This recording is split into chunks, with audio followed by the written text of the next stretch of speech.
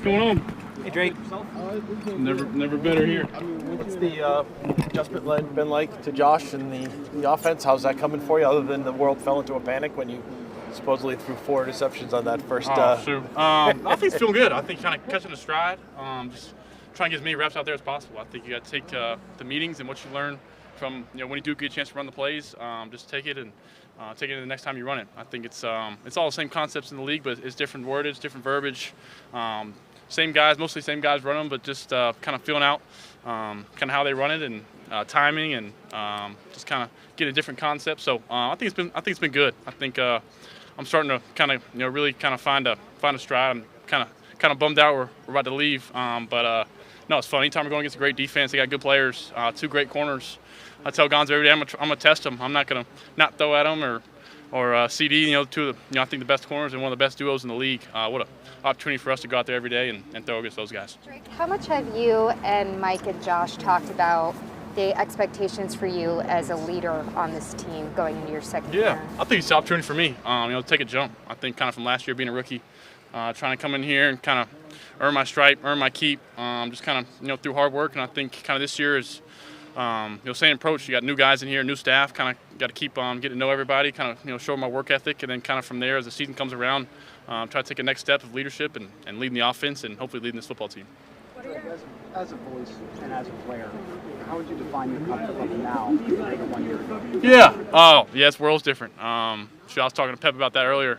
Remember this time last year, Pep and Doug. I was playing quarterback back there, and we had a 1 high, 2 high read, and they were playing with me basically the whole snap, and I messed it up. But just confidence and being out there, having reps, seeing some of these plays, seeing how these guys on defense play, and I think it's it's world's different. It's a little different to have new offense, new verbiage, but I think kind of just finding where we're at in the offense and finding what we're going to be good at and our identities. It's been fun. It's been cool. We've seen Stefon Diggs out there with you guys a little bit more in the past few weeks. Just what are your first impressions of him and just getting to play with him? Yeah, he seems like awesome teammate. He's my next door to my locker mate, so he's one down from beside me. We talk all the time. He's a veteran in this league. He's made a lot of plays, played in a lot of big time games.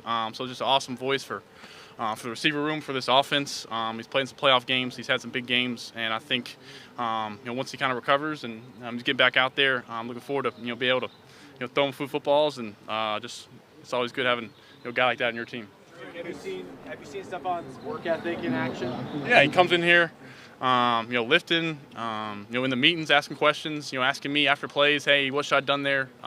Hey, in times past, I've done this when the guy's playing this leverage, stuff like that. So, he's seen a lot of different things, played a long time in this league. So it's been great for me to be able to, a veteran receiver, him and Mac, and, Kendrick Bourne. You got 3 really, not really old heads, but kind of old heads in there, in their 30s. So it's been awesome for us to kind of, find how they lead the room and help this offense. For the expectations that are coming, is a lot of improvement on the coaching staff, on the roster. It's your second year. You had such a good, at times, rookie year. Yeah. The expectations are already growing.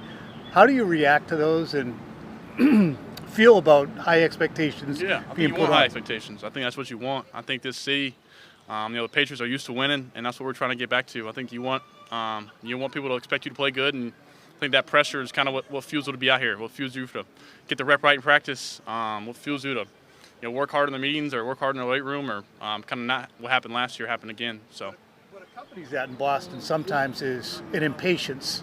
Yeah. Like why is he's supposed to be this much better? Do you anticipate that? Do you realize that? And it's hard to anticipate anything. I'm just trying to focus out here on practice, and hopefully when the game time comes, I'm gonna try to play my best football, and I think from there just try to help this team win. On that last drill, when everyone's lined up and you guys are doing the sprints, how does that challenge you vocally and I guess physically too? Yeah, not really a challenge. Just try not to screw the guys over with the cadence and have them jump off sides. So just trying to help the guys out, give them a little heads up in the front. But it's good for us to hear cadence. Cadence is a big thing in this league to see what defense is doing, help the guys up front blocking. Every D line in this league is good, so it's a great way for those guys listening to the cadence and also conditioning when they're tired. Listening to the cadence. Why is it important? Daniel's system have more post-snap adjustments than you've used in the past, and how do you feel like you guys are gelling with those so far? Post snap, yeah, I wouldn't say that. I think every offense kind of has different pre-snap, different post-snap. I think what kind of coach does a great job of getting guys in matchups and letting them win. So looking forward to doing that, and got to do my part and getting guys lined up and playing the right side and just doing my part of taking what's open and taking the first thing, because sometimes when I tend to wait for the big one, and that's not you're holding the ball and sometimes it's not open. So why is it important for you to test Christian Gonzalez and Carlton Yeah, Davis? I think just getting them work, because I know there's going to be guys and quarterbacks in this league with big time receivers that are going to go at Gonzo, go at CD, and I think there's going to be receiver rooms. Like if we were playing our defense, get those guys excited in the receiver room to play such a good quarterback duo who gets a lot of hype, and it's well deserved on speaking for myself for those guys on our side. But playing someone like that, you want to prove them wrong and prove them, hey, this guy's making a bunch of money. Let's go out there and show them what we can do. So that's our mindset if we were playing somebody like our duo, and just giving them work. I think that's what it's great. They don't want to. Gonzo wants work. I try to throw him a back shoulder if he's staying on top, or try to throw him on a slant when he's sitting inside, or throw him on an in cut when he's back in the end zone. I think stuff like that it gives him good work, and I think when the season comes, it's going to help out. Dan was joking about the 4 interceptions and sort of how did you view that day? And is that obviously at this time of year, you testing things out, trying things out? I think there's a balance between trying things out and turning the football over. I think going back to that day, a deep one, Gonzo fell off. We had I'm not getting into football, but Gonzo fell off. Gonzo made a good play. The other one, they bring cover 0 and just got to have the cover 0 answers in this league. So I had to learn with that one. I don't remember. I think Hunter got held on one. So take that stuff with a grain of salt. But at the same time, you don't want to turn the football over, so getting in bad habits. So I feel like I've done a good job of trying to keep the football in our hands, and that's one of our key focuses. Mike has been big on not repeating mistakes. Yeah. You feel like something we just talked about there with Mike, that's kind of what you're learning as far as coming out with a new day and not repeating. Yeah, that's what the NFL is. You're going to get knocked down. It's how hard you get up, and I'm going to throw interceptions and how hard you bounce back. So I learned that in this league really early. You're going to have some bad plays. I think maybe my second or third throw was an interception. So you got to come back, and those guys are looking at me and looking to me to respond. And I think playing this position, it comes with that, and I'm starting to feel that out, and take the bull by the horns and go at it. How's the group coming together? What are your plans for the huddle, things like that? We heard no word down there. How's that going? Yeah, that's football. You're trying to find out what the defense is doing, and the defense is trying to show you something and play something else. So that's the NFL, and I think you're finding that, and I think it's for me just trying to play the chess match with them. They're going to try to show me something, do something different. Just not getting too much in a guessing game. So it's been fun. It's a good match between our defense.